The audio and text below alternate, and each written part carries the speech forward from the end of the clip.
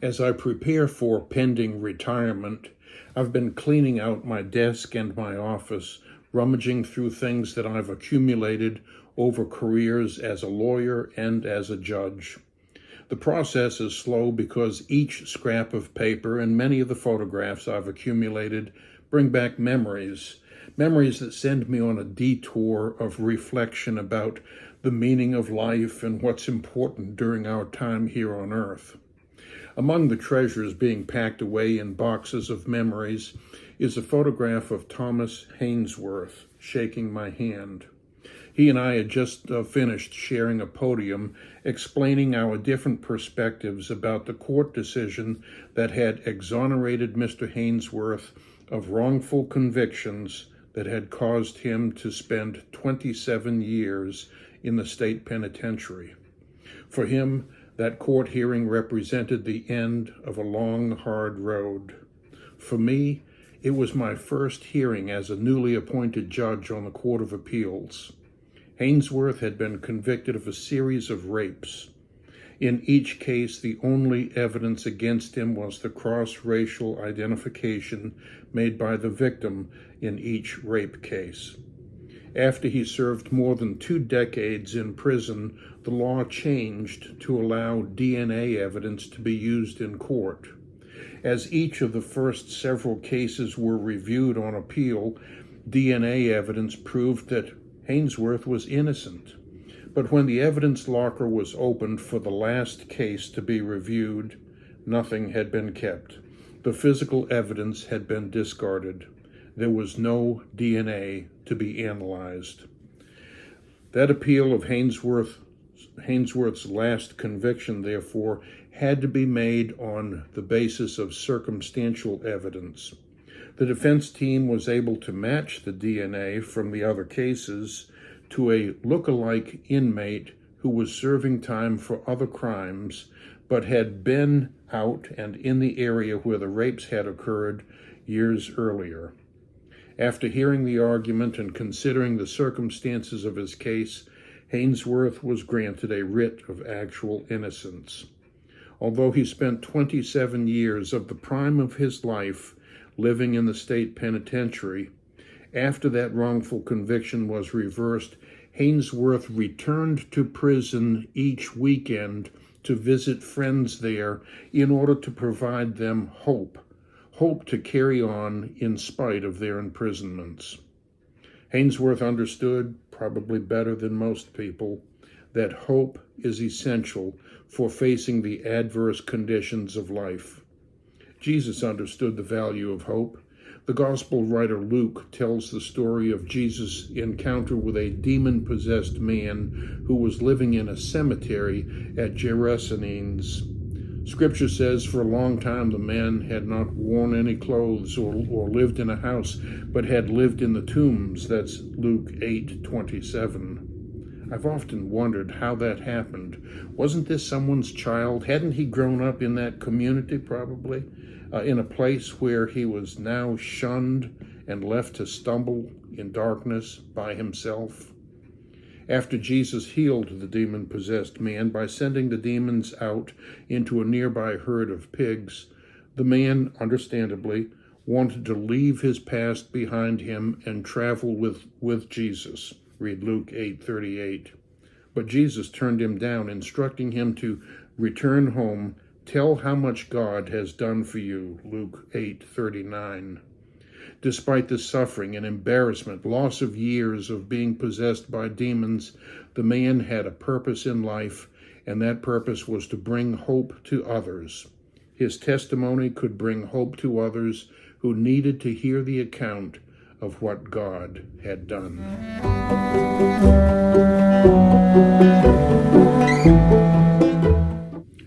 Hope is an essential element of faith.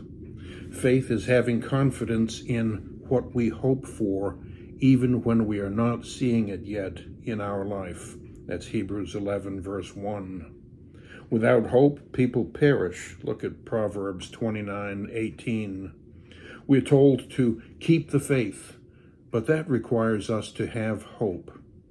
Today we need a resurgence of hope. We need hope because we live in the midst of an epidemic of homelessness, addictions, mental disorders, despair. Relationships are being torn apart, jobs are in jeopardy, devastating medical diagnoses are received every day. The world appears to be in chaos, and some are asking even, are we in the end times? Hopelessness is epidemic. Now is the time that we need to be reminded of what God has done. We need to recall that God has a plan for our lives, Jeremiah 29:11. Even before we were born, God laid out his purposes for us, purposes to be accomplished through our lives. Read Jeremiah 1:5 and Psalm 139:16. Yet a shroud of hopelessness covers much of the world today. Sometimes the harsh aspects of life serve as a training ground. Our purpose in life may be to provide hope for those who have experienced conditions similar to our own. Like the demoniac healed by Jesus, we may want to leave town, escape from our past, but God just may be calling us to use what he has provided, making the most of what we have and what we've been given. A story is told about the great violinist Itzhak Perlman. Perlman knows about challenges in life. As a child, he was stricken with polio, and he now walks with the assistance of metal braces on his legs. During a concert, a string on Perlman's violin snapped with a great loud pop, and it dangled loose from his instrument. But Perlman continued to play, shifting to an alternate position on his violin in order to overcome the disability of having lost one of the violin's strings. At the end of the performance, the maestro received a standing ovation.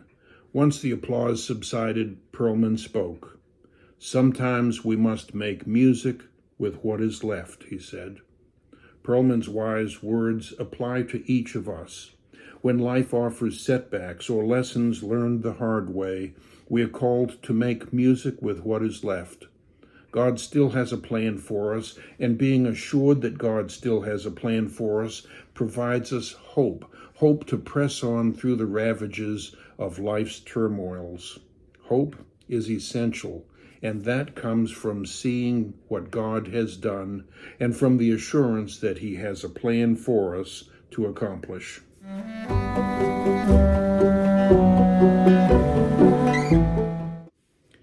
As we reflect on the importance of hope, consider these questions for introspection, if you will. Question number 1, what life experiences have you had that might provide hope for someone else? Question number 2, how are you providing hope to others? And question number 3, what hope provides a foundation for your faith? Each of us has experienced setbacks in life, and no doubt we've occasionally wondered, why, Lord, why me? Anytime the difficulty has come knocking. But suffering produces perseverance. Perseverance produces character. Character produces hope. That's Romans 5:3-4. And we know that in all things God works together for the good of those who love him, Romans 8:23. Sometimes the difficulties we've overcome in the past can be the source of hope for others. Part of our calling as Christians is to offer hope to those who need it. Challenges are part of life, and what we do with those challenges is a matter of choice. Romans 15 verse 4 promises that by employing the encouragement of Scripture to the events that we have experienced in life, we find hope. Hope is to be used to spur one another on toward love and good deeds. Read Hebrews 10:23 and 24. The psalmist wrote, "Be strong and take heart, all you who hope in the Lord." That's Psalm 31:24. Hope is essential in our faith walk, and it is a vital element for us to share with others.